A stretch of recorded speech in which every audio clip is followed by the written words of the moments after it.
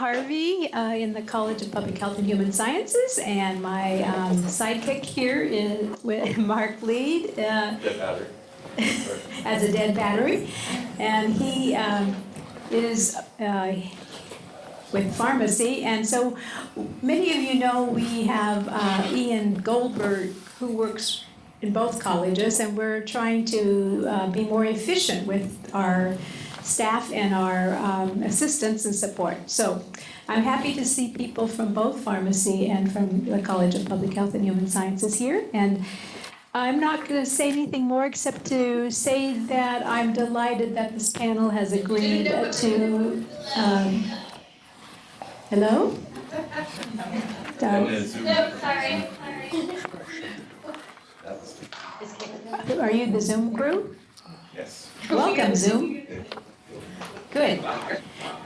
Welcome. We don't know where you're coming from, but we're glad you're there. Okay, so I don't want to take any more time, simply to just immediately thank the panel. They've been working hard. They're going to give you lots of information. It's going to be recorded, so if you don't catch it all this time around, you can go online and review it again. You can share it with your fellow team members of different research groups. And I think that hopefully it'll help clarify who to go to for what and who can help you do what. And we're going to make sure we leave plenty of time for questions. And so Lisa is the organizer, though I think they're a team. And so I'm going to let Lisa take the mic and introduce the team. First of all, let me say thank you all for coming. I know everybody has 100 things to do probably on a Friday morning, so I appreciate the time. Let me introduce our team here. Ian Goldberg, some of you probably are familiar with Ian. He is post-board director for both of the colleges. We have Mary Macy, who works in the Health Sciences Business Center. She predominantly works with pharmacy. And Rob Schellinger, also in the Health Sciences Business Center, who works with both, probably more PHHS, but both. So some of you probably have had some interaction with Rob. And for anybody who doesn't know me, I'm Lisa Silbernagel. I'm the Finance and Accounting Manager in the Health Sciences Business Center, and I work with both colleges as well. So I thought first we might, Rudy touched on this just a bit, but I thought first we might touch on why we're here. We are very, very fortunate to have a number of resources, obviously, to help support grant administration, which is fantastic. But I also know that sometimes it gets a little tricky to try and navigate what may seem like a maze sometimes of who does what and who do I go to and who's my primary contact and bottom line, who can help me do what. So first and foremost, we are absolutely... The people on Zoom have to take the... Oh, they have to mute. Yes, please mute. So people on Zoom, can you mute? Okay. Thank you. So anyway, let me get to my slide here. So as I mentioned, we've got a number of people here to help. First and foremost, our goal this morning is to help you figure out who can help, who's your best contact to help with various different pieces and parts as you manage your awards.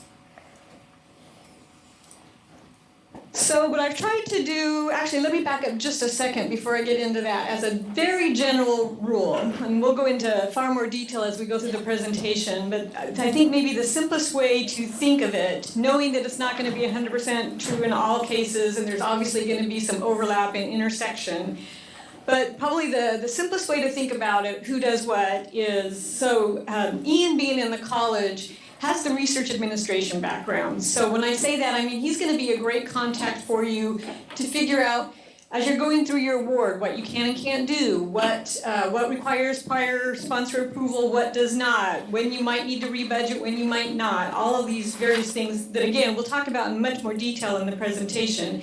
But it's those kinds of nuances with the actual award administration that we should really be capitalizing on Ian's experience with that. With HSBC, we have, obviously, we're the ones entering financial transactions. So anything that's really financial in nature, reporting, forecasting, et cetera, as a general rule, that's a good way to kind of think of who does what. And then OSRA, of course, executes the agreements. They are generally the outward-facing, kind of the unit that works directly with the sponsors. So again, at just a very high level, if you want to think about it that way. So I thought we would start sort of chronological and just start from the very beginning. What happens when you get an award? So the very first thing that happens is you're going to get 2 emails from OSRA. And they're distinguished by the fact that the first one they generally call an award intake email. And that's really all it is. It's really just the first notification that your award is here. You have been funded, we have your award. It is not an index announcement. So at that point, the award isn't live, so to speak. I mean, it's still kind of going and making its way through the channels at OSRA. But then after that, you should get a second email. And that one is the actual index announcement. If it's an existing award, so they're amending it, they'll have verbiage related to that. So the index may or may not stay the same. We'll get into that in just a second as well. But it's that second email, particularly in the case of a new award, that says, you have an index. This is your index. Go forth and prosper. You can start charging to that index. So at that point, HSBC has tried to do something a little bit different relatively recently. And it, I think, will go a long way in trying to just get information out, open communication channels at the very onset.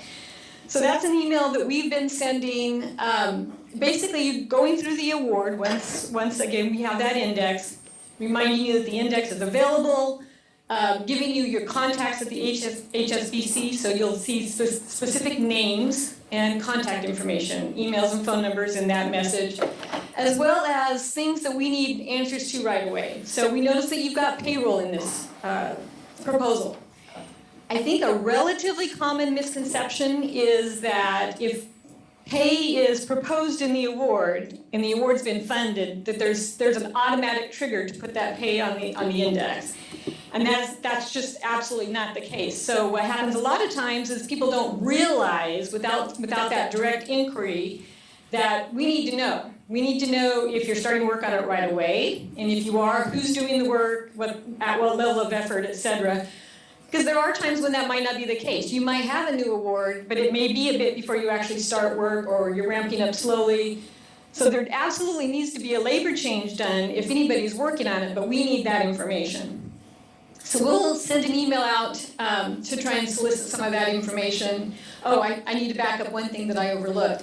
On that award intake email, there may be cases where OSRA is holding it until they need something from the PI. So they may alert you in that email that, for example, they can't match it to a proposal, so they need you to actually submit a proposal. There's various other steps that they've listed. If you want multiple indexes, or for example, if you have a PI and a co-PI, and it's your preference to have an index for each, they'll ask that as part of that award intake. And they're relying on you to provide that information before it flows down the rest of the way. Any questions so far? I feel like I went through that just a little bit fast. Go ahead, Megan. So really quick, you said multiple indexes would go to ORSA or OSRA, sorry, and then you said we would pay HSBC for the labor distribution? Right, definitely let us know, and again, we'll be sending that email out. If for whatever reason we miss that email, that does not prevent you from, taking the initiative and contacting us and saying, I need to get some labor on here. Okay. Okay, so the bottom line then for the PI is just to go ahead. Just related to that though, because we don't get an index, so a lot of times we don't ping you about labor distributions because there's no index to put that labor on, and so there's often several months delayed. And so how do you want us to ping you initially and say when this comes on, we should move it to this, or like what is the timing of that to be most efficient? Because it seems like it has to happen multiple times Right now for it to ever happen. So that, what I was speaking to here is once that index is created, but you bring up a very important point. That does happen. Sometimes there are delays. Sometimes by the time you get the award, the start date's several months back.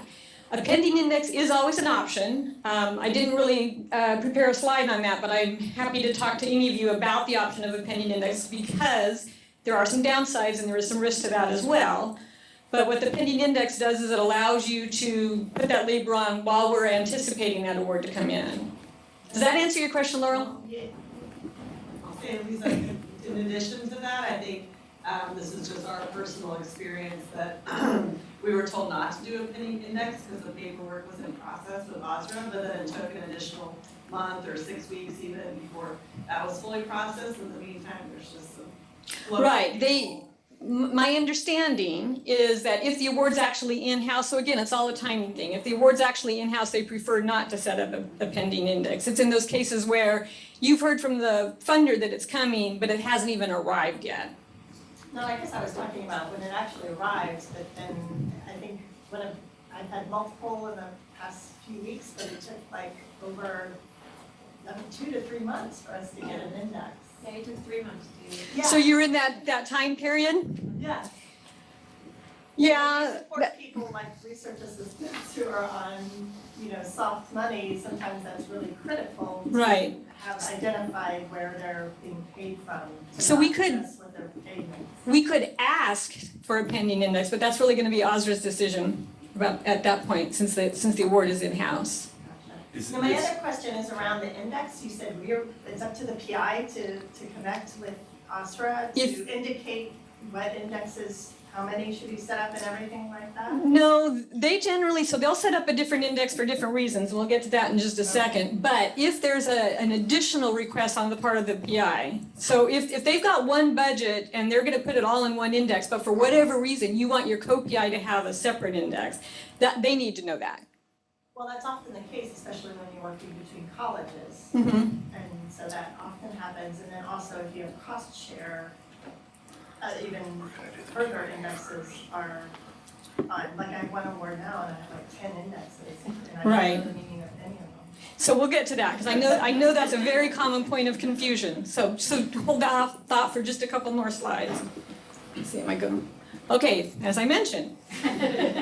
So I'm not gonna go into a ton of detail because there's a lot of reasons why you might have multiple indexes. I'm gonna hit 2 that I think are really kind of the heavy hitters. And then I guess that bottom line from this slide is what I really wanna stress. It is never just an arbitrary decision that we're just gonna, what the heck, let's set up a B index. That there is always a reason for it.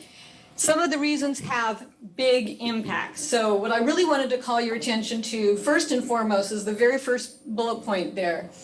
So you may hear us use the term bracketed funding. You may hear OSRA use the term bracketed funding. What that really means is, on an incrementally funded award that may go multiple years, the award is written in such a way that we have to treat each budget period separate. So to kind of make that delineation, make the accounting easier, they'll set up a different index. What that means is, typically you're kind of doing almost a mini closeout at the end of each project period. The most important part of that, because this is where the financial risk comes in, is if it's noted, and I meant to bring an example of a PI letter. I think it's, and I know this isn't the best visual aid because it's small and not everybody can see it, but on that index announcement, you should be getting something, an attachment that's called a PI letter. It notes a number of different things, but carry forward, automatic carry forward is noted there. So it's either a yes or no. If there is no automatic carry forward and we fail to request it, any unspent funds at the end of that project period are at risk. The sponsor absolutely can say, no carry forward request was submitted, those funds are forfeited. So that's the big point in all of that I really wanted to make. So if you have any questions, because you have multiple indexes, please don't hesitate to ask. I would far rather answer the question on the front end so that we don't find ourselves in one of those unfortunate situations. Megan? You said, well, actually, my question is, so who do we ask for the carry forward request, you or OSRA? So OSRA would be the one to officially submit it, because they'll make that communication with the sponsor, but Ian can help you with preparing that. Usually there's some requirements, what you need to include in that carryover request. Let's see, where. So like I said, there's other reasons for it, but that's really the big one that I really wanted to call your attention to. The slides will be available afterwards, so you will have information on some of those other reasons. But again, I would just stress, if you ever have any question at all, if something's unclear, please ask. Megan? So one other, and maybe you're gonna get to this, but if we do have a bracketed index and it's not aligning with the academic year, so if we have like an A and B, and let's say faculty support is on A, and then year 2, we have C and D, will it automatically, will A go to C? Or do we have to talk to you about now putting FTE on C? Again, that's really going to be dependent on the reason for the multiple indexes and the way the award's written. So I would engage with Ian or I, one or the other, and so we can help you determine what your options are, like what you really need to do and what should be happening. Okay, I know that's a very general question or answer to a very specific question, but it really does depend. okay, thank you. Okay, so basically who does what, just in generalities. Now that we've gotten to the point where we have the index, the project has started, I thought we would just kind of hit on overall and kind of the course of the common tasks of the project, who does what. And I'm going to let Ian address that with you. Thank you, Lisa. All right, so now we get into the nuances of who can do what, and that's one of the things that is unique about our two colleges with me in this role, because when you look at the actual university work plan on how they do grant research, there's no spot for me in there. So we're trying to fit it in, and that's where we have to get into some of these things, and that's where a few of these steps seem a little awkward, where I may work with a PI and we come up with a solution, but then the PI still has to be the one that submits it. And that's what we're talking about here, the actual specific responsibilities according to the university guidelines. So when you look at the first section here, we talk about what the PI is actually responsible for with, and Lisa was just talking about getting the payroll started and things like that. The PI is responsible for making sure the things they need are ordered on the right index and that they're showing up on the right index and that they're reviewing their index report so they can see any anomalies and asking questions about whether or not the thing belongs there, if it needs to be moved. And it'll talk about how and who and what will do those things. And as Lisa mentioned, the HSBC, so your business center, is the one that's going to do the actual accounting entries and the payroll entries and be able to do journal entries to move things around, to fix things.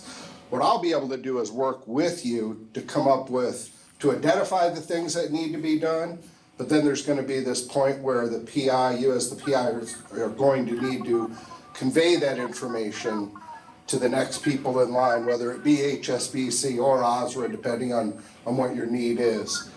So when you look at, we look at what the responsibilities are. We've got the PI's responsibility for all the expenses hitting the award. Subaward agreements, so that'd be part of your proposal, would be to have a subaward in there. And if it was part of your proposal and then part of the award, we're set. If you need to add it later, there is a method to do that, but you can't just snap your fingers and have it happen. So you can work with me and we can get the process started to establish those. So when you look at subaward agreements, this doesn't mean the PI is responsible for doing everything it has to do with it. I can prepare the forms for you, fill them in and everything, and then circulate them to you in DocuSign. You simply have to sign it, it'll go to the next person in the process, and it'll get filed that way. The same with the reports. Now, the PI is responsible for the reports. Both OSRA and HSBC and myself, we try to keep an eye on those things, but sometimes notifications will come to the PI and we might not know about them, or the requirement might be kind of buried in the agreement and not identified right away. But that's one of the things that you're going to see on your PI letter, as well as on the follow-up letter that HSBC does. It will remind you of your responsibility for the reports, what piece you're responsible for and when. And again, on any of these, if you have questions about them, ask. A good place to start would be me, because I can dig into it and then kind of steer you in the right direction if it's outside of my area that I can really directly help you with. So looking at the responsibility for HSBC, the accounting side, as Lisa pointed out, all the paperwork associated with making the entries into Banner, so they show up in the grant reporting system, all the labor distribution corrections and things like that. And they also know which things are in process. Sometimes it's hard for outside users, and I kind of include myself in that I won't know that something's really in a batch to be processed. Like labor distributions only post twice a month. So something can kind of be in the hopper, but we're not gonna see the result yet. So, but HSBC can. So if there's a question about that, that'd be a spot to get that cleared up. So we get down to where OSRA comes in, and they're gonna actually prepare the invoice that goes to the agency. Most of our awards are cost reimbursable, so as we incur expenses, which they now believe are valid because the PI's had an opportunity to review and approve and look at all that, they're gonna bill the agency and then handle the payments and things like that. And then the specific technical boundaries on the contract and the grants that we actually have, they're responsible for that as well, as far as establishing extensions or changes in key personnel and things like that. So again, it's a situation where you may come to me because there's something that needs to be done, and I'm gonna be able to help you and we can get the process started, but the specific responsibility for it is gonna lie with OSRA. So in the case of a no-cost extension, which I think Megan was asking about, we can prepare, I can work with you to prepare the request and the forms that are needed for it, but then OSRA specifically submits it and they receive the reply from the agency, and then they put that in the system, and that's the official process for that. Can I just, ask Yes? a question? So it is very helpful to get all this assistance, but it's been my experience that sometimes the PI isn't copied when things are going between HBC and the OSRA and stuff, and then I get a call from OSRA and say, well, you're looking at this and it's not the right amount, and I was like, I've never seen it, so I don't know. So is there, I don't know what I'm asking exactly, but can there be a little bit more when things are routed, that the PI is aware of what? I mean, that's the the struggle, that's the thing we're trying to work on, is that whole process. Both, you know, OSRA right now is going through a process of improving how they do things and how they serve things, specifically the sorts of services that they provide. HSBC is evolving, you know, as far as like with their personnel and everything. So when it comes to getting the communication circulated, I mean, we're working on that process. I'm often not included in official things, especially if the agency reaches out, they don't know I exist. So they're not gonna copy me in, so like the PI would need to loop me in, or maybe if it came to HSBC, a lot of times they'll reach out to me just to make sure that I'm aware of what's going on as well. But that is truly one of the biggest challenges in grant administration, is just information flowing. We can have reports we submit, we get the receipt for them and everything, and all of a sudden, 2 months later, the PI is getting a note from the agency saying your report's delinquent. Yes. You know, things like that, just let us know and we can, you know, I mean, I had one happen recently like that, and I was immediately able to look, see that we'd already submitted everything. So then OSRA reached out and just sent them again and said, here you go, it was taken care of in minutes, so. Can I follow up for just, and I think Marie wants to jump in too. Do you, go ahead, Marie. You want me to do it on that, okay? No, you can just speak up.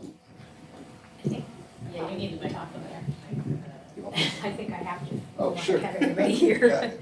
So, we didn't have OSRA come today because we felt it would be too much, but what I want you to know is there's a lot of change going on at OSRA, and I'm serving on a committee. I'm the only faculty and associate, anybody that's not one of the more of the OSRA staff, but it's really looking at roles and responsibilities in OSRA. And it's a huge matrix, you never want to have to look at it. But I can promise you it's getting better, and I'm there as a PI also, so I keep bringing things up. So it's getting better, there's still a lot of bumps in the road. What I want to do, because I communicate directly with Tuba when we have issues and show the problem, because she wants to solve it. And so if you have a problem with OSRA, even though I probably can't fix it, and maybe Ian or or Lisa can fix it, keep me in the loop, because I'm gonna send that forward as an example of what's broken, or how can we address this. So please just put me in that loop, and then, and I'm hoping it's gonna get better. We're trying to do more here to help, because we can't change that, but that's getting changed too. So, Lisa. Yeah, I just have just a real quick question.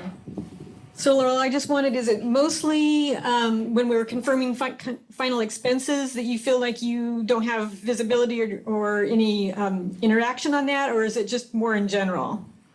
It's been on various things, so I think it's more in general. Just Okay. things, like it's kind of this black box that I think I have done what my role is in submitting and signing and everything, but then I don't know what is actually done.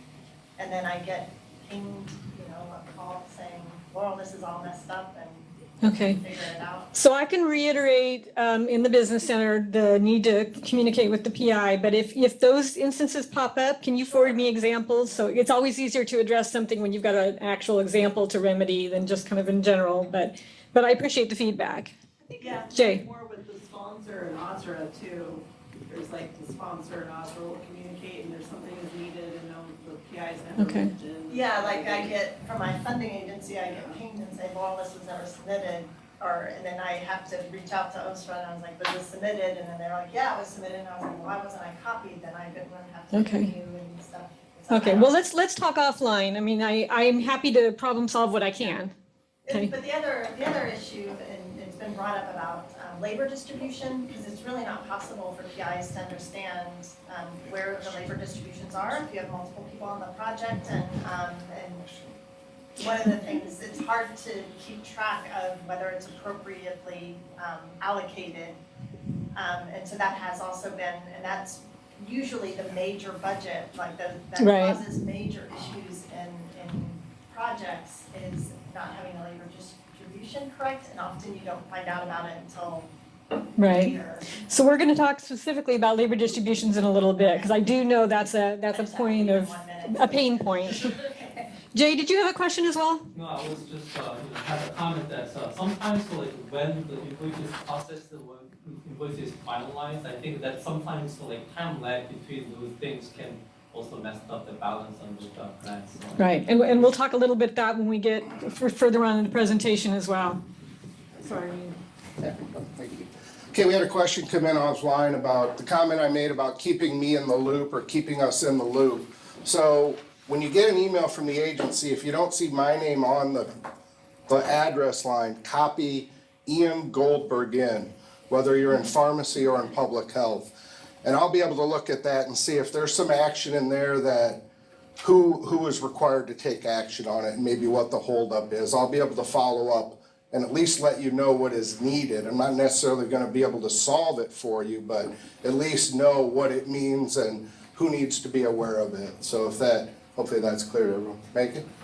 I guess to that point, I think that you just addressed it, but what I'm hearing, I feel like I copied you and Lisa, like maybe I copied you and Lisa, but was that helpful? I'm not worried about being Yeah. overcopied. I think the only Copy time away. is, the only time that, I'd rather get more than less, but the only problem is, or the only situation that becomes annoying is if, like, buried somewhere in the middle of that, all of a sudden someone adds like something specifically for someone. Okay. Like, if you're gonna do that, flag it more, but if you're just copying in for information, just let it know. But I usually look at whether I've been CC'd in or whether I've been sent it directly on how close of attention I need to pay to it, so. Okay, thank you. Okay.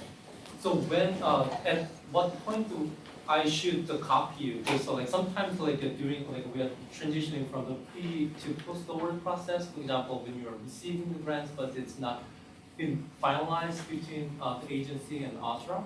Mhm. So I wasn't sure if I should copy still CJ or you. Yeah, that's kind of a both probably. If one of us gets it and the other one should have, we pass it off instantly. We don't have any issue with that. And if it's closely associated with what you've proposed and getting things in order on the front end of things, absolutely go with CJ. And, So what oh, there she is. Thought she was- Right, CJ? Okay. Yeah, especially if it's some budget revision that's related to forms and Okay. right, In just Yeah. in time? right. Yeah, just in time generally mean. Okay. Those things, yeah. But then once you actually have the award and have the index, then you want to look at anything. And that's a good segue right now, because we're talking about project changes, the sorts of things that didn't go according to plan, and you have to make a remedy for it. So these are the things we're talking about, the unseen events, but you should have these in your mind, like the possibility of change in personnel, or the possibility of you get this other award and it's gonna pinch all your schedules and things like that. I mean, there are things that go on that we can call them unforeseen, but still you can have a little bit of plan for it. The most common one are the labor changes. If you have a change on who's doing what and at what level, coordinate all that through the personal activity reports. And those are run by, like it says here, they run them, OSRA produces the report, they're circulated by HSBC, and then the PI is actually responsible for reviewing and approving it. So if you see something on there that doesn't line up with what you thought or expected or what you know is really happening, that's a good time to get a change in the works. And we'll be able to get into the specifics on what can and can't be moved and all that, and what implications there might be on your total budget, and like especially now where we're looking at more bracketed funding, we have to be a lot more careful. We can't just, it'll carry over, we'll spend it later. It's not always going to be that option.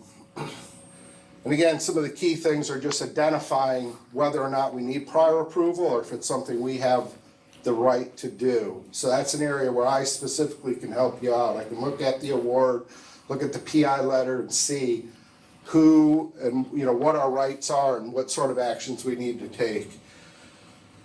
So yeah, there can be any combination of things that people that come into play on these things depending on the particulars. You have a question? There we go. Okay.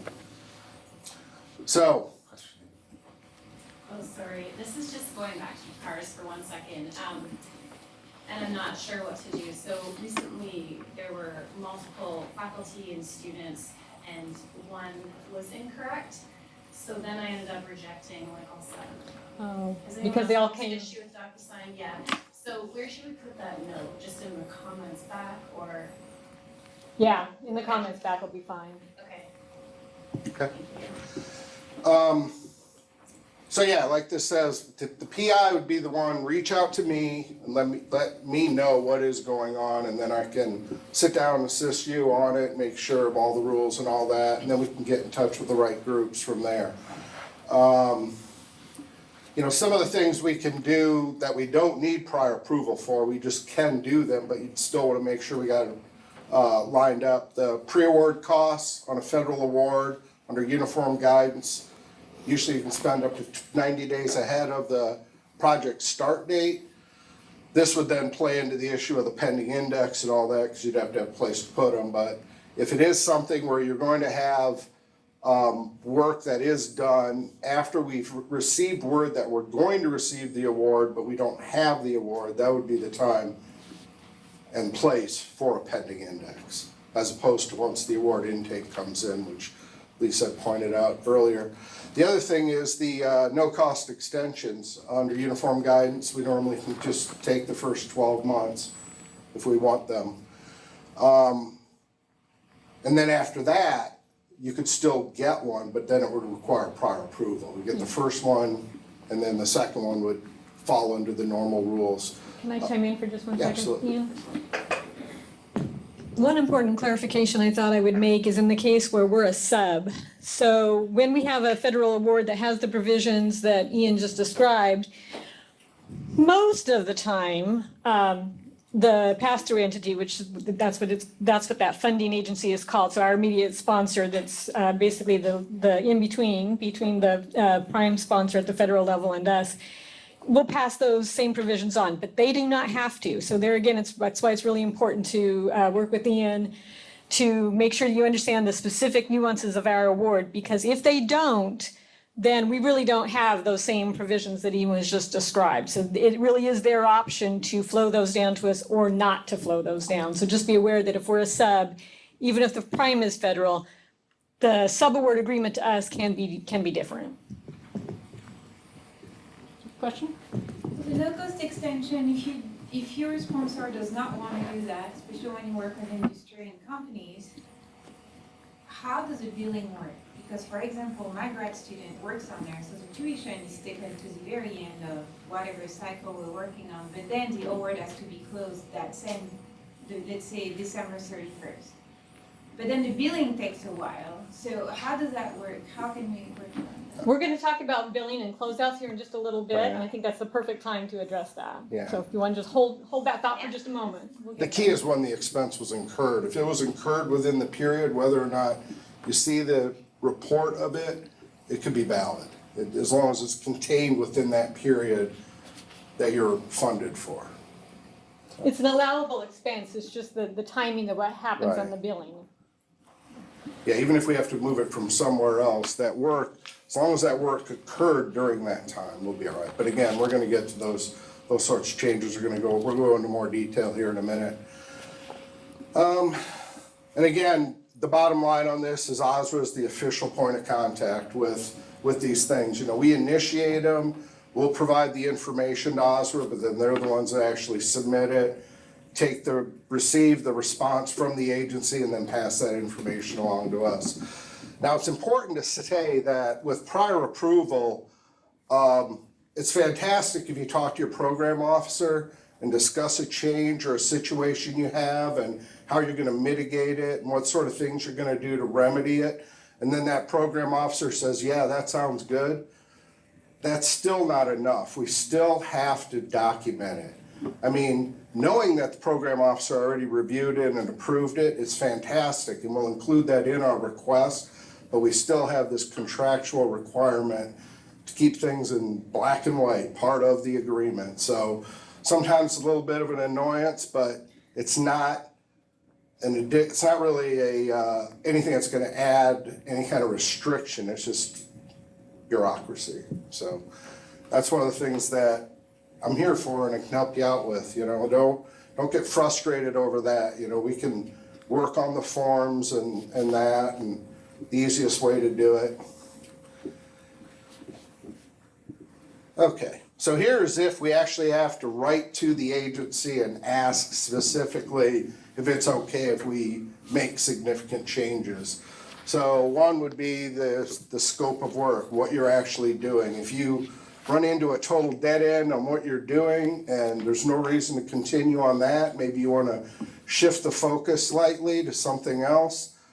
It could all be very much something the agency wants to do. And again, your program officer can say, yeah, but file the paperwork saying, changing that specific contractual scope of work.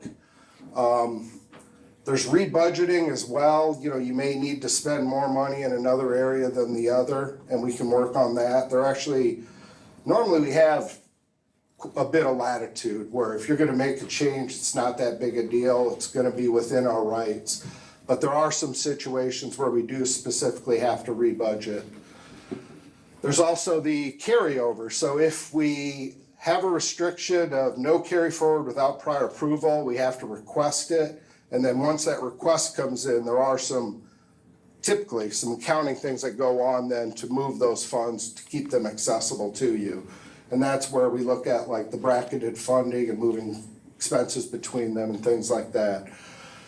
Again, the thing I'd mentioned earlier about the subawardee, if your subaward was not included in your proposal and the award, then we have to ask the agency if it's okay. Because they've entrusted us with the money, not anybody else. So if you need to have somebody else's assistance with that project, they're gonna need to approve that before we can get the process set up. And I can work with you on that as far as like what all the requirements are from the potential sub as far as, you know, their letter of commitment and their budget and identifying all their key particulars, and then also the paperwork needed to get it started with OSRA. I can work with you with all that, but again, it's gonna be OSRA that does the formal filing and receiving of a response. So, and then if there's a change in PI, A lot of times, you might have a retirement, you might have someone transfer institutions, things like that. There's a whole myriad of things that we have to follow there. So again, let us know, let me know, and we'll get the process started and get through what is needed for it. Let's see.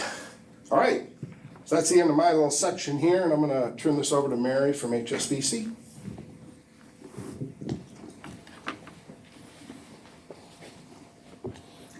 So, the day-to-day, feet on the ground, kind of, you're working on your project, checking in to see where you are, where the expenses are, where your budget is. There are a couple of different ways to do it. For a quick look at it, you can look through the My Grants, through My OSU, or straight to CORE for the HTTPS, core.oregonstate.edu. There's a box at the very bottom of the page where you enter your index and you'll have a report. However, you're not gonna see the kind of detail on that report that you're going to see on a report that comes out of our office or one that Ian may generate. You're not gonna be able to see whose effort is on your project that's already been recorded. That will come as a separate page on the report from us, which has payroll by personnel by month. And that's one thing, is to sort of monitor through the lifetime of the grant of, are these the right people on here? This is sort of a in between getting a par or the change from one index to another. In an ideal world, you're gonna get a report from us on a monthly basis. That's not always been the case. We're limited by personnel and other duties that we're responsible for. That report is the one that's gonna be more detailed. It'll be the summary page from CORE, which may or may not be accurate for several reasons. The first reason being the payroll encumbrances. Payroll encumbrances on the summary page are going to be through June 30th, no matter when your project ends. Just this June 30th, not June 30th, 2 years later when your project is gonna be done. We will generally note that if the encumbrance there is too large, or if it's doesn't look correct. We'll generally make a note, tell you why, and ask if there's anything that needs to be done. You'll also see a page with the current personnel that are on your grant, and then you're gonna see expense detail for the most current period. Sometimes you'll see it from the beginning of the award if it's a short period. But if it's several years in duration, you're only gonna see, say, the last couple of months. Those expenses you probably have already seen in Benny Buy or when you've approved an invoice through that system. So we'll send the report to you. We'll probably have some questions or say, hey, everything looks great. And then you can say, well, it looks great to you, but I have a problem with it. And then in that case, let us know and we'll make the changes. We do need to hear from you if we have a question. Some of those questions are really important. Do we need to change effort? Do we need to move something? Is there something coming that we don't know about? Generally speaking, now that we have the e-procurement system, those future expenditures are captured in the encumbrances. So any supplies that have been ordered and approved but not paid are gonna be in that supplies or other expenses encumbrance. So it's not just a payroll encumbrance. Sometimes you'll see supplies, sometimes you'll see equipment. Those things are gonna be deducted from your available balance. If there's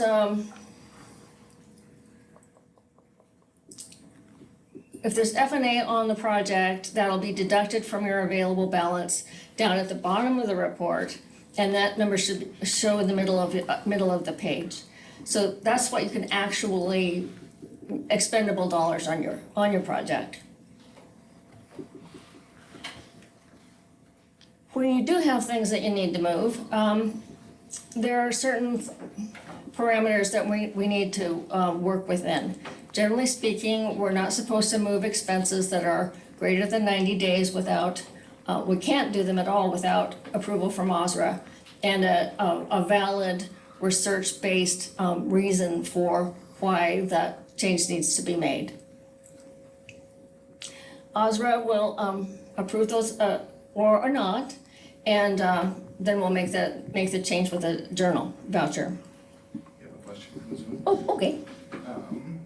Should we ask the HSBC when the OPE encumbrance do not match? Yes. Always, if there's something on there that you don't understand or doesn't look right, ask us. Sometimes, like I said, it may look okay to us, but there may be something that we don't know, so that you need to ask the question and we can make the changes. Anybody else?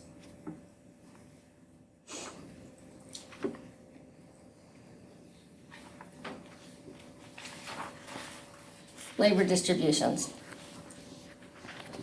Labor changes are sometimes built into your project, sometimes they're necessitated by other projects that you, as Ian said, that are gonna pinch into your schedule and you're gonna be changing your effort for a period of time or for the rest of the project. All of those things need to be actual reflection of effort on the project. And as far as key personnel, which are identified in the PI letter that you've received, and should be in your proposal, changes of more than 25% do have to be approved, sometimes with a prior sponsor approval. And that 25% is the percentage of the change from your current effort to the proposed new effort. So it's not necessarily clear that that change is gonna be a yes on that drop-down box on the second page of the labor distribution form. If it is, we generally will let you know ahead of time, say, hey, this is, your change is gonna be more than 25%. Maybe we need to look at this, or you're gonna have an extra statement on your explanation for the change. If you're a PI, you're gonna have, you will sign as the PI, but you'll also have your head of school or dean signing a labor distribution for your own effort. If it's an effort for one of the personnel, generally speaking, you'll sign and Lisa will sign. If it's more than 90 days, all those other steps apply, but we also have to have OSRA approval. If a labor distribution crosses a year end, which sometimes happens, then we have some other steps that we have to take. There's a hard cutoff at June 30th, which is different from most other months. Most months don't end until 5 business days after the end of the month. In June, which is fiscal year end, payroll closes the day of payday. So those will route through us, but also have to go through central payroll. So those may take longer to post. We had some this year that didn't post for several months. So it was very frustrating to the PIs not being able to see those changes on their award.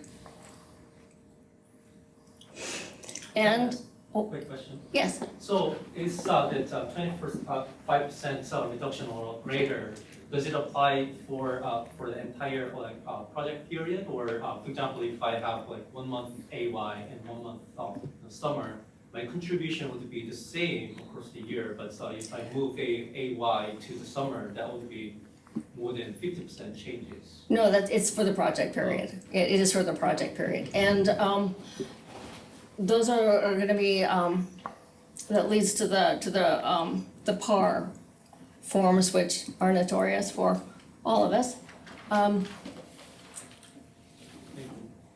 You want it back? I went backwards. There you Effort reporting through the PARS is a federal requirement. We do it for all awards. We do it quarterly. Those forms are generated by OSRA, and those are based on what's currently in the system for that period of time. They're not going to reflect any labor distributions that are in process or any corrections to earlier labor distributions. So if you see anything on there that doesn't look correct, don't sign it, send it back to us and say, I don't understand this, or has this change been made? Another reason why the PARS might look odd to you is if your effort changed or one of your personnel's effort changed within the quarter.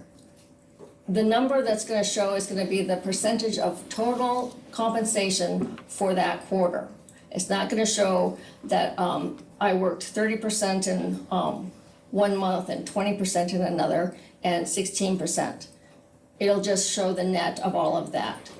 FTE is of salary, so the amount that you see on your PAR is just the salary that's been recorded on for that particular period. Yes? When you say quarter, you're talking about your quarter, not our academic quarter, right? Correct. No, well, it's not even our quarter because we generally follow your quarter. Okay. It's a calendar quarter. A lot of things about payroll have to do with calendars, so it's the calendar quarter. So September 1. So that's where, for me, it's always a little confusing checking like September 1 until, right, December 31st because it has 16 days of summer for 9-month faculty. Exactly. Yeah, okay. So that's a quarter that's always gonna look a little bit odd. Okay. If you have a question, you can ask and we'll say, here's what it actually was, and that's correct. Thank you. Any other questions about PARS? I have a question. Yes? So, how should I put it? So some people, let's say technicians that do a specific task in the lab, they sometimes work for multiple PIs, and then they're on different indexes. But only the PI that has most of the effort that paid that person gets to approve the PAR for. So let's say if my grant runs out and the person approves only that PI's portion of that technician, they'll just happily sign off on it. And then months later, I sit there with a big gap because I've been paying that person while there's no grant. So what is is that problem been solved? You want me to jump in? Yes. So you bring up a very, very valid question, Fred. Right now, the PARs are going, they're by individual. So as you said, if an individual is working on multiple different projects for multiple PIs, it's actually what's called a home org, which I know is just terminology you don't need to understand, but it's basically the unit that's kind of employing that person, even if they work for multiple, in reality, they work for multiple people. So that's where that PAR is going. What we could do, and I have no problem doing it, is sending that PAR to multiple people for multiple certifications, because I do see exactly what you're saying. You need to have some visibility into that PAR if that person is working for you. So that is an option. It's not the routine practice now, but I'm certainly willing to consider that because, again, I want them to be right and I want you to have the visibility. To address your question about is that going to change, there has been some conversation about eventually, and there are some steps that need to happen before we can even get to this, but there has been some conversation about eventually going to a project-based, so not an individual-based, but a project-based PAR system, in which case you, Fred, would get a PAR for 5 different people, but for your project, for your index, as opposed to right now where an individual is getting a PAR, and in the case you just described, some PIs may not even see that PAR. So I know that's probably not a lot of consolation to you right now because it is a valid concern right now, but it's out there in discussion in any case. And if you want to come up with a process for you to see that, just let me know. We can have a conversation about that, because I want you to feel confident that you're seeing what you need to see.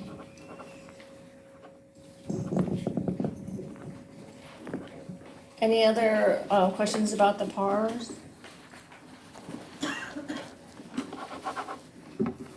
Another thing, just a comment about when you receive the PARs, you may receive it from one of the staff members that you don't normally hear from.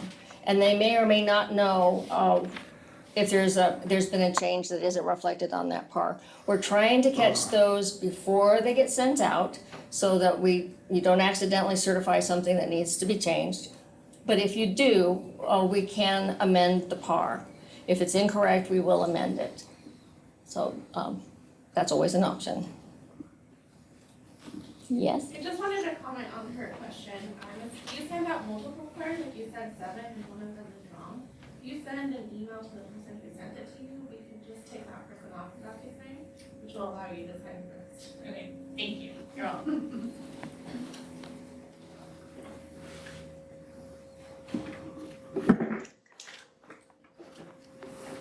I will hand things off to Rob.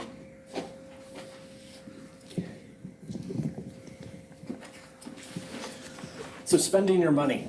The PI is responsible for initiating all purchases and approving purchases. If you delegate your authority to one of your lab personnel, your research assistants, that's fine. The HSBC just needs to know about it. We're here to provide financial policy support, help you with your purchases, all that kind of things, all those kinds of things. Some of the nuances with your sponsor programs, you might have an award that has participant incentives. If you have any questions about how to pay your participants or purchase gift cards, please contact us. That's what we're here for. What else? So purchases purchases over $5,000, they require per OSU policy a contract or a purchase order. Purchases over $25,000 need to adhere to uniform guidance, follow your proposal, and there's also more documentation needed. Sole source documentation, documentation of competition, that kind of thing. If you are looking to make a large purchase, please contact us and we can help you with it.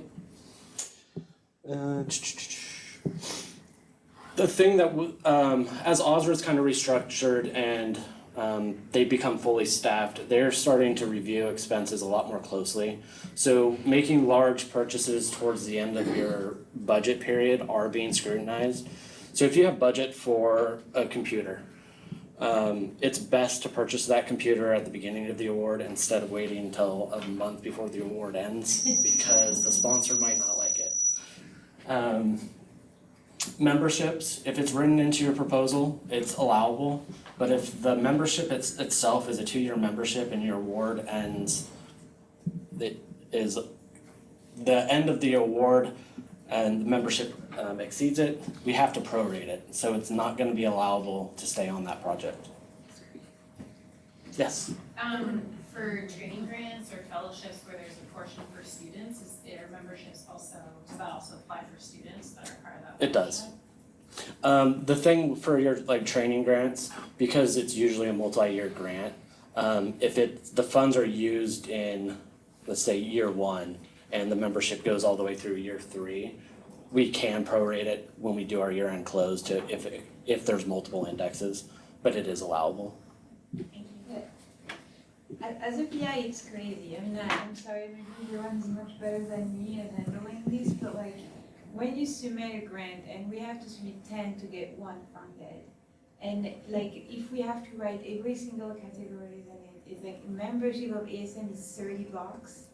This is a list of my problems when I submit a grant, honestly, and I'm sorry if I sound a little blunt, but how can you, okay, these students is fine for this 1 year, and then it's so much details that in the scheme of a $1 million grant, it seems like a little, in terms of how much we're paid every month, you know what I mean? It's it can be a little tedious, but but as we're reviewing the expenses and processing them into Banner or Benny Buy, the HSBC will review that.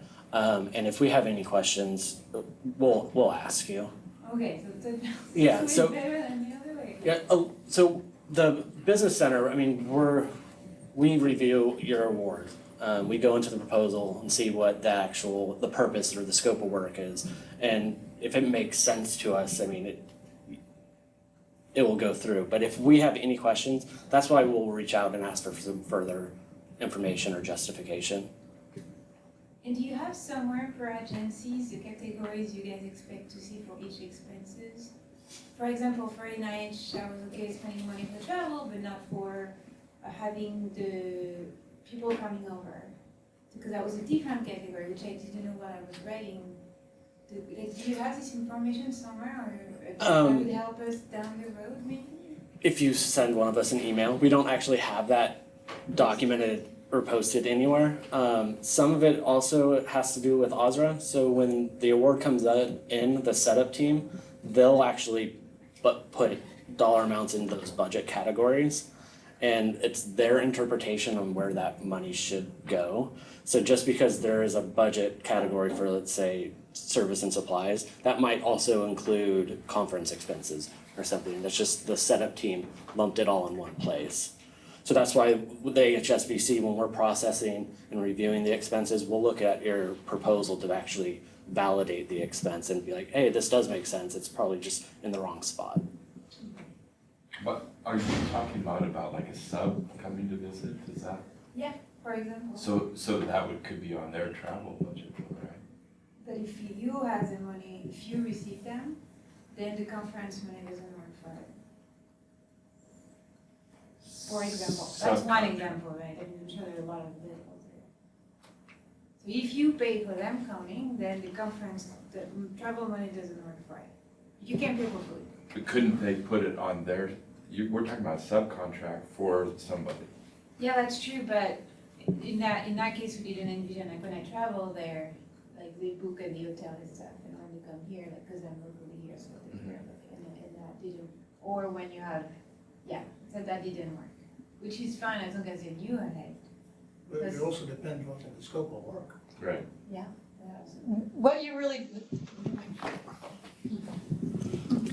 you're really describing is, I mean, it's hard to just give an absolute concrete answer because again, it depends so much on the provisions and the latitude that are afforded by the agreement itself. What we would likely do is, first as Rob described, compare it to the budget or anything like that. Certainly if it's in the proposal and it's clear, we would just allow you to post it. The second option would be to, and people have different levels of comfort on this, to be honest, but we could always go back to the sponsor and ask for very explicit approval for that specific cost. That is always an option. So it's just hard to give you an absolute, this is what we would do 100% of the time because so much of it is dependent on what kind of flexibilities are written into the award and what's in the proposal. Does that make sense? I would just encourage you to reach out to us and we can help problem solve in your particular instance. Jay has a question in the back. Yeah, just a quick question. So if you budgeted for capital equipment set in NIH, and I am like a coach, but because the equipment doesn't work for me, so if I would like to buy a different model, which is a little bit more expensive than that one, so is there any guidelines from the NIH that there's a flexibility for the capital equipment? So with NIH, the university usually has expanded authority, so we can rebudget within 10% of the budget line without sponsor approval. If it is going to be more than 10%, say it's a significant difference. 10% of the equipment? Yeah, 10% change in that budget line item. Category. Or budget category. If it's going to be more than that, then we can seek sponsor approval. So if you have foundation funds, usually we can do make those revisions, but we just might have to ask sponsor approval. Unallowable costs. If we're So I just want to say one thing that if you remember, if you put things in when you submit your proposal and your budget, and you put what you need in your budget and budget adjust, and the agency NIH approves it, Yes. then you're good. Yeah, so the problem is like budget is one equipment for $13,000, but the one really is gonna work for us is gonna be $16,000. So I wasn't sure if we have we could rebudget that to make the purchase. We wouldn't even really need to rebudget. But I do encourage those things like, I mean, I had troubles getting funding to pay for focus groups that I needed to have food. So, put it in your budget, put it in your budget adjust. This supplies includes food for focus groups, and when NIH approves it, then there is no question. Sometimes you have to put specifics in. Yeah, the budget justification piece when you submit your proposal, I mean, that is huge for us, because that's how we, in the business center, go through and actually determine if things are allowable or not. So you're saying food is an allowable expense If it's put in approved. supplies? Depending, so if you write it into your award proposal and it's in that budget justification piece and it is funded, then it's allowable. Wouldn't they just strike that out when they're going through your budget? Because my understanding was we're just not allowed They to. can in their comments on the amount that they're actually awarding us, if they're not giving us all that we asked for, they can say what they're striking. And it could very well be the food. So there'll be notes associated with it, kind of addressing the fact that it was in the justification, but that they're not funding it. I've seen that. I don't know. Yeah, it really just depends on how your proposal's written and the justification you give for the type of expense. Okay, we just assumed that we were not allowed to even request funds for food in any of our proposals. Actually, CJ's probably best able to answer Sounded like a his reason. conference grant, and in that case, if it's for NIH, they won't. Sure, if it's that particular purpose, yeah. So, yeah, you can't circumvent it in that way. So if the business center contacts you and is asking questions about the type of expense, it's really because we're just trying to determine if it's allowable or not. We're not trying to hassle all UPIs, but that's why we're asking for more information. So the PI is responsible for providing that justification and how it meets the needs of the grant. So we're gonna issue you your grant reports. Normally there'll be comments about if we see something that we might deem as unallowable. Common unallowable expenses are your advertising. Anything that's like institutional promotion is not allowed on sponsored programs. Public relations, fundraising, and contributions, donations. Some expenses are scrutinized. Parking permits is one of them. OSRA doesn't like to see them, so that's why we'll ask you what the purpose of the parking permits are if we see them. Hosting, visa, passport, processing fees, that kind of thing. Any questions about unallowable expenses? It's pretty. I'm sorry I'm gonna be harping on this because I have had to ask for clothing in my proposals. And because I was able to, I asked it in the budget just that my staff were gonna be going into East LA and they need to be visibly doing a research project. So I would suggest anything you really need, you need to put in your budget justification and justify it. Don't just put clothing or, they can turn it away. I have never been turned away. That's what I will say to you. So I learned the hard way. I didn't put it in. Closing incrementally funded awards or bracketed funding. This is always fun. So when your grant has bracketed funding, you will likely have multiple indexes. And that bracketed funding is usually because it's year one of a grant, then year two, year three. So we actually have to, even though you have a 4-year award, the Business Center has to treat it as a closeout of the grant each budget period. So as we get closer to the end of your year one, you're gonna start getting questions from us about, hey, year two's coming, is the effort on the award gonna remain? Because we'll have to move it to the new index. As you're making purchases, you need to be cognizant of which index you're using. Because if you receive the goods or services after year one, even though you made the requisition or the purchase request during year one. As soon as we receive those goods or services, that determines what budget period it needs to land in. So we need to be really careful with what index we're using. Not all awards have automatic carry forward. This is really important because if you don't have automatic carry forward and you don't request it, you are at risk of losing those funds. So if you have year one funding and you have a considerable balance, say 15,000, and there's not automatic carry forward, if you do not request that carry forward, you could lose that $15,000.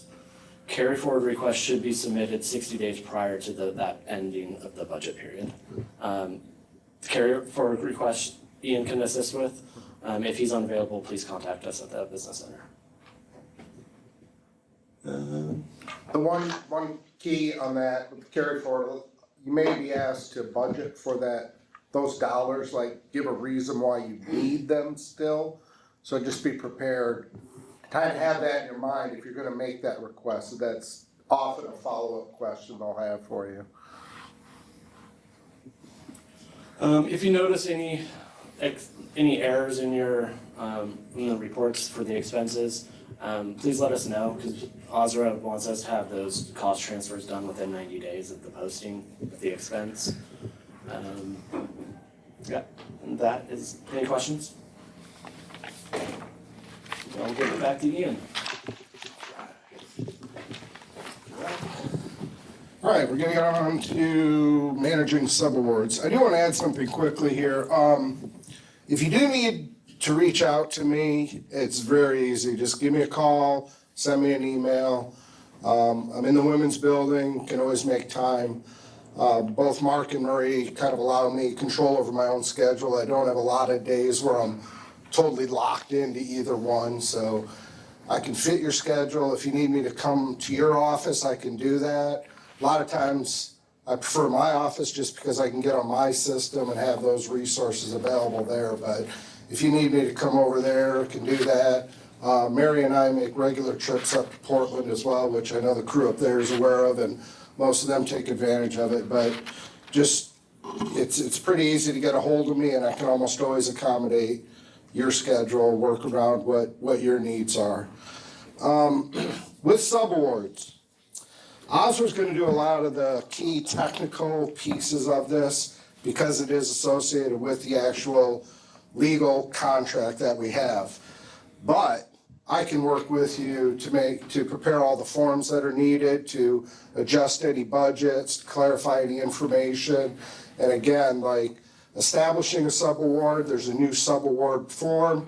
And then each year as you want to extend the subaward, either because of continuation funding, or if you get a no-cost extension and you want to give your subs that additional time as well, we can do an amendment for that. Those forms, as long as you know what it is you want to do, I can prepare the forms for you. And again, you'll receive them in DocuSign, approve them, and they'll get circulated and routed properly. You are going to need to keep an eye on the invoices. The HSBC looks at them, makes sure that expenses fall within the category. So if something that comes in that's out of the ordinary, they're going to notice that. But some of the more common nuances you're just going to need to be aware of, like checking in with your subawards to make sure that, work is progressing and there haven't been any disruptions on who's doing what. Maybe the number of tests being run, et cetera, are in line with the budget. So you just want to keep an eye on those things with them.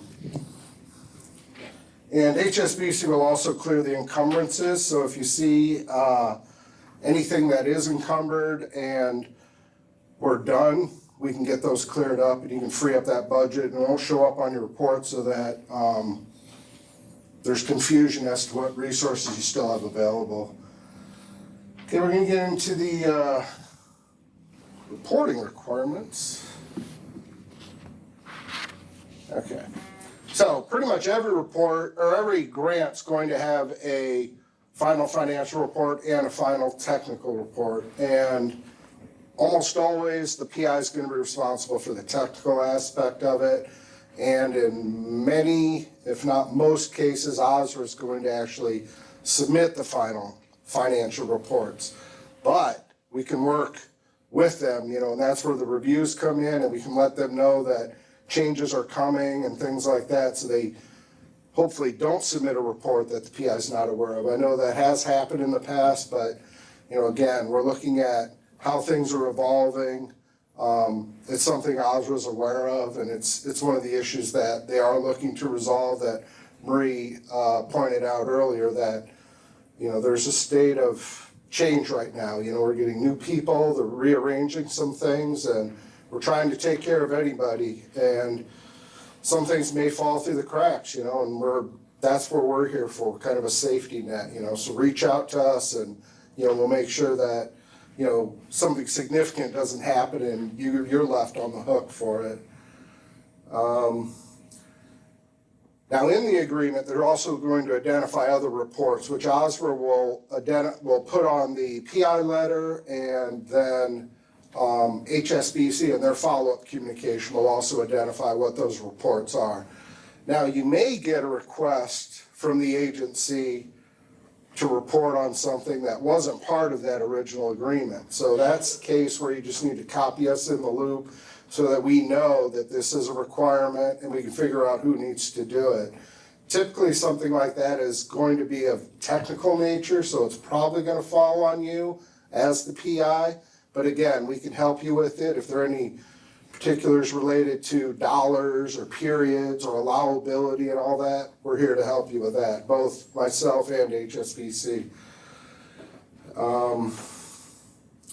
There's also a process with the RPPRs where the PI, you know, like in ERA Commons, the PI goes in there, and there's a way that it kind of passes things off in there. If you have an RPPR, there is a way to include me in there so I can access it and review it, and just, if there's any pieces that require assistance or clarification, I can help you with that.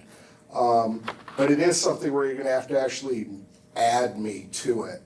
But reach out to me if you have a requirement like that, and we can get through how to do that. Spankin? My question is just with funding agencies who require a technical report that falls on us. Should we copy OSRA on that? Like, does that need to go into the file? Absolutely.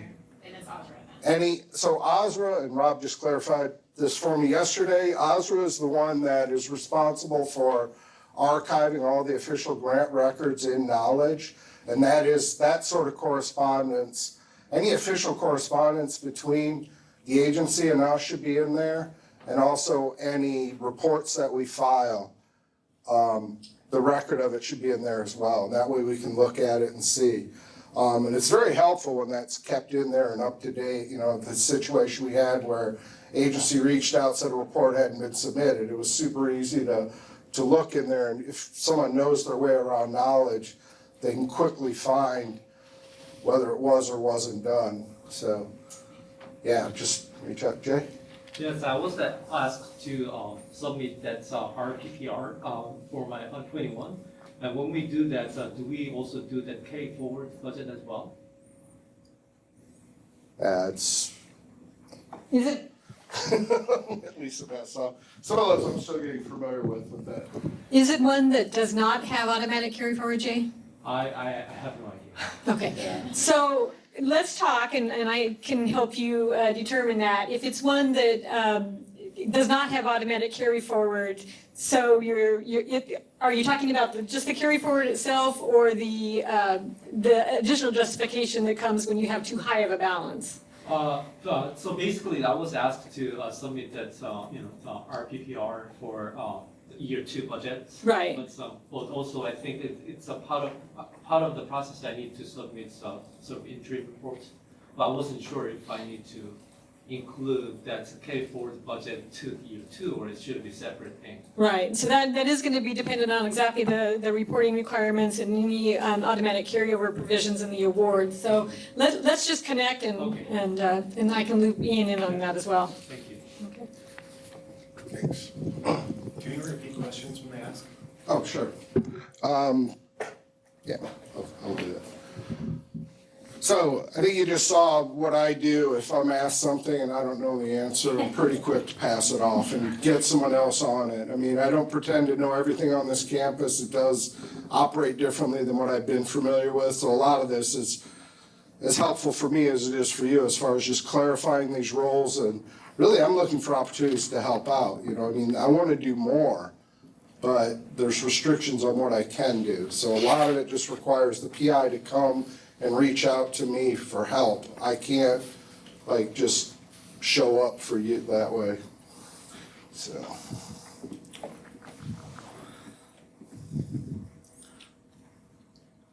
Yeah. So with the, one of the key things with the final reporting is the final invoice that goes to the agency. So if you have notification that your award is closing out, I highly recommend that you sit down with me or with HSBC just to make sure that all of the charges that you thought you'd incurred have shown up and that you're protected if they show up later, if they're somewhere else and they're in process.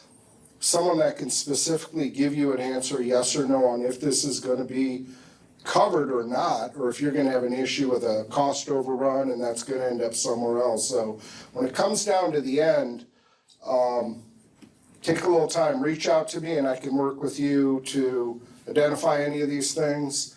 When Mary was talking about the reporting and some of the restrictions that PIs have as far as the detail they get, what I have access to is pretty much everything. So if you want to come in, sit down with me like every month or two and just take a quick look at who's showing up in personnel, and you have notes about travel you took, we can look that up and see if that charge is hit, if it's closed out. Anything you're seeing on there you don't understand, I'm going to be able to get to the detail on it and also see the period that it's hitting, and provide a lot more clarity for you. So if you want to just like start keeping a little notepad of just things to follow up with me on and reach out. And if it's just one or two things, just pick up the phone and I can dig into it. It might take me a minute to run a report to look for where someone's paid or what. I might have to check in with HSBC to see what's in the process, but that's what I'll do for you, but just reach out on that. So that's the end of the reporting requirements, and now we're to the closing the award, and I'm turning it back over to Lisa. So a lot of this we've kind of touched on earlier in the presentation, so I won't delve in too deeply on some of what's in this slide, but I did want you to kind of get a sense for who does what. Again, some of it we've already touched on. You're primarily responsible for submitting those final reports we just talked about. And as mentioned, Ian can help assist in verifying information, helping you with the reports, providing guidance. We are predominantly going to be the liaison with OSRA in terms of confirming final expenses in consultation with you. So certainly we can see obviously anything that's posted and anything that is currently in the works. What we may not know is anything that you haven't even got a bill for yet. So if you've ordered something and we haven't paid that vendor yet, any last minute changes that need to happen, including labor, that's where we're going to be working really closely with you to try and finalize exactly where you're going to land financially, because we have an obligation to OSRA to meet their deadline in doing that. So OSRA will actually be submitting the final reports, final drawdown from those agencies that we draw the funds down, or sending invoices out to anybody that we're invoicing, but they're relying on us to kind of confirm that. The very, very important, I didn't advance the slide. Sorry about that. So make sure I didn't miss anything. So also we're, as part of that closeout process, we're going to be verifying that your cost share has been met if you have any. We're going to be supplying OSRA the index to use on a fixed price award. If there's a residual balance that can get transferred to a gift index, we're going to be giving them that index. Again, after we kind of finalize the exact figures. We've got two people in HSBC that are kind of on point as we near closeout. So as Rob was describing, as the project is progressing and we're asking questions and we're asking you to let us know if things need to be corrected, that's happening. So in an ideal world, there won't be any surprises at closeout, but certainly at about 120 days out, we've got a couple of people that are on point to really start looking at it, just to make sure we haven't missed anything along the way, to try and make that closeout smooth. So then, as I mentioned, we're gonna be providing that final balance information to OSRA. Now, what's very, very critical is the deadlines are varied on this. On a federal award, so for the prime recipient on a federal award, where typically we have 90 days from the point at which the award ends and all of those final financial reports are due, we have 45 days to get that information to OSRA. So OSRA reserves some time for them to send that off. So just know that our deadlines are a lot tighter. In some cases even, the final requirement for OSRA is 30 days, which leaves us with only 15. And on those, I'll be very honest, that's really tight. So that's where we're really gonna be engaging with you to try and identify anything else that's outstanding.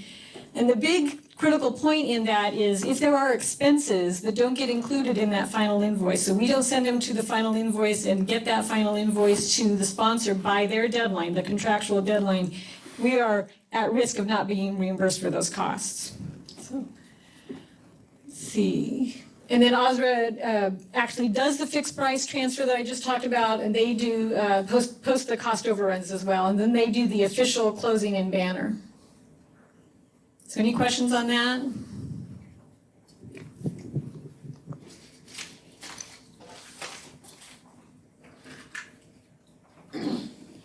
And then, as I mentioned, these are the responsibilities of the PI. Again, submitting all those reports, working with us. One thing that I didn't just mention was if you've got people on an award that's ending, we're going to need to know where that labor needs to be moved. And I mentioned the final invoice and the critical nature of the dates. And then finally, I'll just cover this really fast because I know we're just getting very close to 11:30, but I just wanted to kind of, and this basically elaborates on some of what Rob was saying, audits and documentation. So we do routinely have audits. If you've never been contacted because any of your projects have been audited, it's probably just that you just haven't been one of the lucky ones to be incorporated into the sample, because every year we have them. They routinely will look at payroll, which is why we put so much of an emphasis on getting the labor distributions and the PARs correct, because that's obviously the biggest expense by far of any project, or generally speaking. So that's something that they just generally will always look at. And then just some of those things that Rob was mentioning, any large purchases that are made at the very end of a project, that tends to raise a flag. Again, not that it can't be justified, but we are going to solicit that justification so that we can provide it. And then anything, that third bullet point is just anything that might not really look at first glance like it's relevant to the project. So those are some of the things that I've seen auditors ask for before. As an example, I saw an auditor ask about a $20 flash drive because it's a general purpose item. Anything that might at first glance not necessarily look directly related. We talked about the dates, so again, anything needs to be within that project period. Again, if it's incurred by that date, it's allowable. But it needs to be incurred. If it's a good or service, it needs to be actually received by that end date. I think I talked about anything else.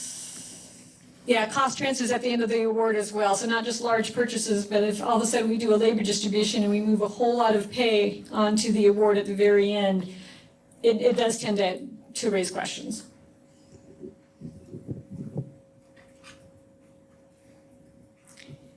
And that is the end of our presentation. We had hoped to have a little more time for Q&A, but if anybody does have some. So I think because of the OSU college, we're split between OSU and OHSU, which has created lots of IRB challenges. And when you have a situation where an IRB challenge is then impacting your ability to spend money or to meet the terms of the agreement, Mary and Ian know kind of the most recent example of this, but me as a Corvallis-based faculty member who collaborates a lot with our faculty in Portland has actually come up many times over the last 3 years. When you're dealing with these IRB regulatory issues that are then impacting your ability to spend your money or meet your grant requirements, who do you contact? Because Like most recently, I have an entire thread from IRB, I have an entire thread from like HSBC, like OSRA, and it's like nobody is actually talking to one another to rectify the problem. So I definitely think you're on the right track by communicating directly with the IRB office. So that is really their jurisdiction. It's good for us to be aware of instances of that, but it really is, they really are basically the body of authority, so to speak, on the IRB. I am aware that when you're working with OHSU, they've got 2 IRB offices and you're trying to navigate that. That's really not the jurisdiction of HSBC, not even really OSRA per se, because they're part of the overall research office. It's really the part of the research office that IRB is in that really is your primary contact on that.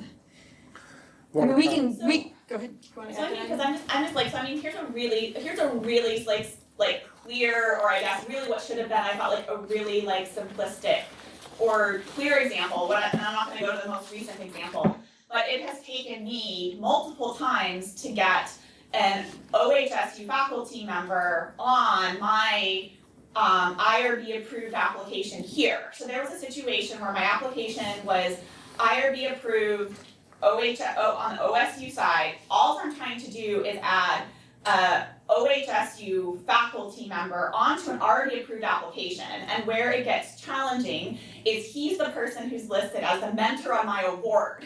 And now I'm trying to submit an interim report to my funder, and I still don't have an IRB letter that actually still has him like listed on my award. And I don't know how do I even troubleshoot that, I guess? Like I still like looking back on the situation, I still don't know how to fix that, because we're talking sometimes like 6 months. But it's IRB, right? I mean, Yeah, but they don't have anything to do with IRB. Yeah. Okay, so this is still just always going back to the IRB? It has to. Okay. The comment I was gonna make about that was the IRB, they did make a recent change in how they allow for spending for non-IRB on a grant. And they split it, and they're doing it, they used to have you identify which was which and separate it into separate indices. Now they just split the money in half. So half of the money you're awarded for a budget period is gonna be available to you for non-IRB things. So as long as the work you're doing isn't associated with the IRB, you're gonna be able to start with that. And then it'll just be the pieces that are specifically tied to the IRB that you can't start on until the approval. Ian, that only applies if the NIH agrees with that. So when you have a NIH project which has a clinical study in it, they can put it on hold, and even a mouse study cannot be done. I can give you examples, and I don't want to rehash what happened in the past. Right. But OSU cannot decide on its own to say, okay, you can go ahead with a mouse study. That's just not the case. So I think we're talking about two different things. One, you're absolutely correct, Fred. What Ian's describing is the way OSRA is handling it. So it used to be exactly like he described. They would just simply ask, is any part of your budget not related to human subjects or animal subjects? And in which case, identify that portion for us, give us a budget for that portion, we'll release only that. So from what I understand now, their protocol there has changed a bit in that, and it's basically in the interest of allowing you to start that work, the non-human subject or non-animal subjects work. But you're exactly right, that doesn't change the fact that the expectation is that human subjects work or animal subjects work doesn't begin until those approvals are secured. Yeah. But it does allow They can hold off the entire project. In some cases it will, I mean, it just will. If the entire project Yeah. involves IRB. Right. Right.